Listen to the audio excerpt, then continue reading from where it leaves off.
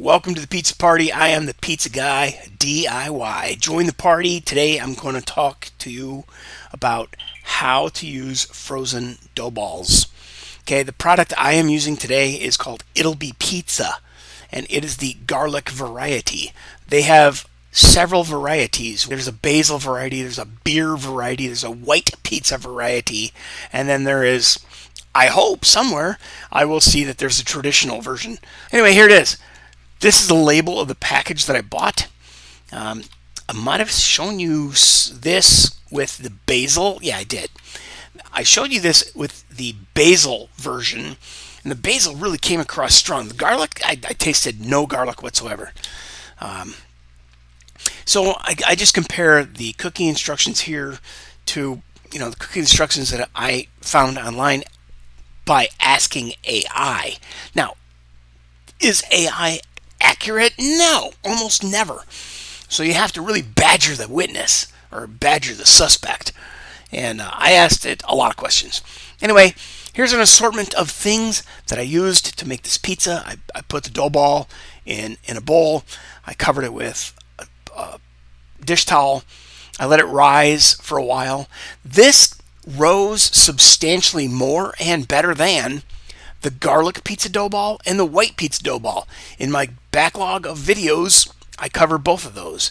Anyway, I put down some flour and I shaped a heart. Or it looks like lungs, doesn't it? Anyway, I was able to take this 16-inch dough ball, and I've made some errors in recent videos saying that, oh look, I have a dough ball that'll make a 16-inch pizza. I'm going to cut this in half and make two 8-inch pizzas. It doesn't work that way, bro.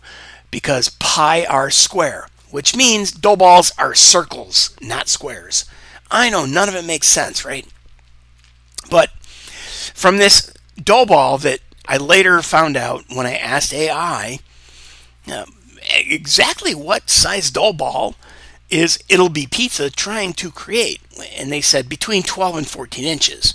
Okay, well that'd be 13 inches, right? Anyway, here I squeezed out a 12-inch pizza dough crust on the left side of the screen, and I had to patch it because it got real thin. And then I had two other dough balls, and I did the math. I have a kitchen scale now, and I weighed each dough ball for the 8-inchers after I calculated that, oh here, the dough balls, let's say it's not 400 grams, but round numbers, let's use 400 grams. So I took 200 grams and I made the 12-inch pizza. Then I made 100 grams and 100 grams to make these two little dough balls you see down here, right? So I'm fooling around. I'm figuring it out. I'm not here to give you a tutorial. I'm here to show you my mistakes so that you can figure it out for yourself how things work with, maybe you don't have a 12-inch pizza. Well, these are 9-inch pizza pans. I want to make an 8-inch pizza, so I got a 100-gram dough ball sitting right there. But guess what? That's still too thick of a crust. I learned this all later, but here's that 12-inch pizza pan with a 12-inch slab of dough on it. I actually put olive oil on the pan because I wanted to make sure it wasn't going to stick. I took the other doughs and I stretched them out to the right size, but as you can see, that's like double thick crust. It's not a thin crust pizza. So I figured that all out in a different video that I have. I'm using 3 different A/B testing, YouTube keyword title,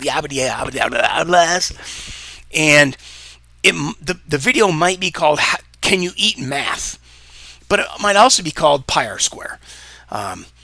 Anyway, the picture, the thumbnail, the image should tell you that, oh, this is how you figure out dough ball size. Like a 16-inch pizza dough ball will make 4 8-inch pizzas. What? But 8 times 4 is 24. Or so 16-inch pizza or 16-inch dough ball, divided by 2 is 8 inches, right? No, it's 8 inches of double thick crust. It's not 16 inches of pizza dough crust. Hey, it's so hard. Go watch my other video. Anyway, I covered that 12-inch pizza that's on the 12-inch pizza pan that has oil on it. the aluminum pans, I'm going to cook in those pans. But anyway, I banged out the pizzas. Here's the big boy. And I wanted to keep one side heavy peps, one side light peps. Then I got the two 8-inch pizzas, and I did them a little differently. One of them, oh, no, I'm sorry. I did them the same. Okay, so for the one on your right, I grabbed a handful of cheese and I put it on the pizza. Then I'm like, oops, I wanted to measure this.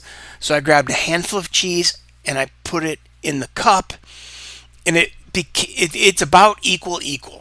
Okay, so I ended up putting Mott's and cheddar, half a cup of each. Well, this is 1 cup, so see the cup in the center? I'm gesturing with my hand as if you could see me talking, but that cup in the center is a half cup of this and a half cup of that. A little bit of this, a little bit of Elizabeth in your life.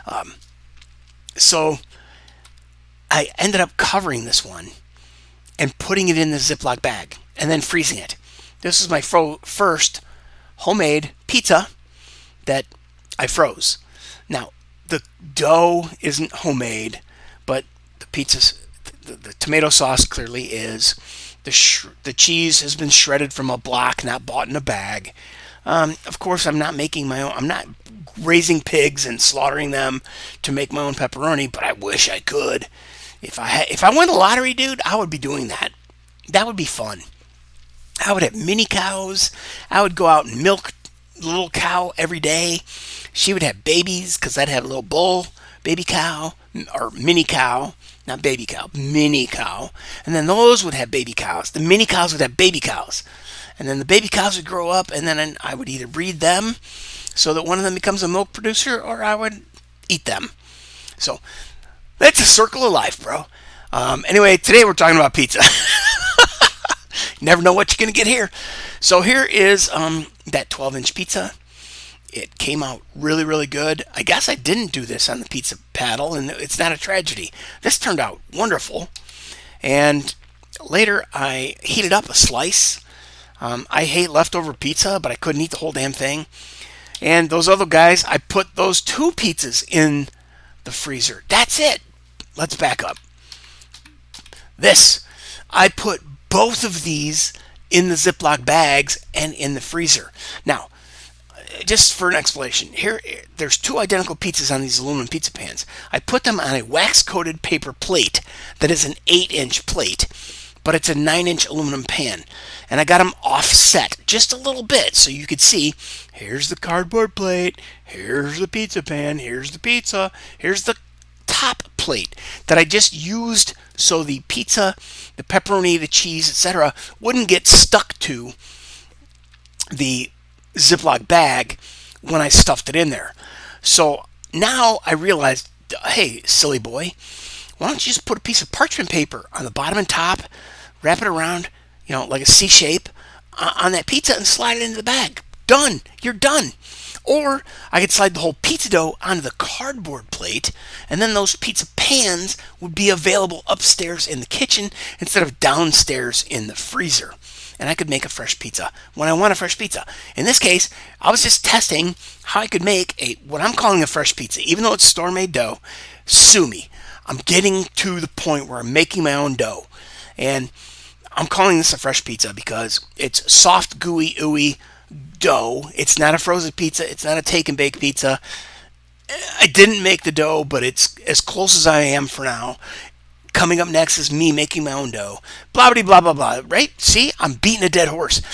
I want to stuff that guy on the left into this pan. And if I just took and wrapped it top and bottom with some parchment paper, slide it in there. Lessons learned, dude. This whole thing's about lessons learned. So here's that 12-inch pizza. It came out beautiful. I thought I did one side of light peps and one side heavy peps. I don't see it really being that off balance, but it was fantastic. It was absolutely awesome. And then I had some leftovers. I reheated it in a cast iron pan on the stovetop to get the bottom a little more color, and then it wasn't hot enough. So I threw it in the oven on the broiler, and that got the top nice and hot, and the bottom was already got a little color in the black cast iron pan.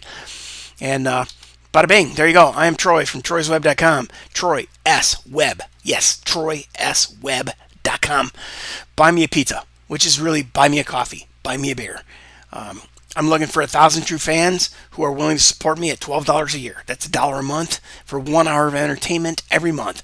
That's my goal, is to give you at least 1 hour of pizza videos that are fun and interesting to watch instead of pizza porn. Okay, now nobody can pass up the little dancing girl. She's hot. There's no denying she's a hottie. But yo, yo, Adrian, blah blah blah blah. Never know what you're gonna get here, bro. Stick around, fool around, find out. We're gonna make pizza. Subscribe, like, share, comment. See you at the next party.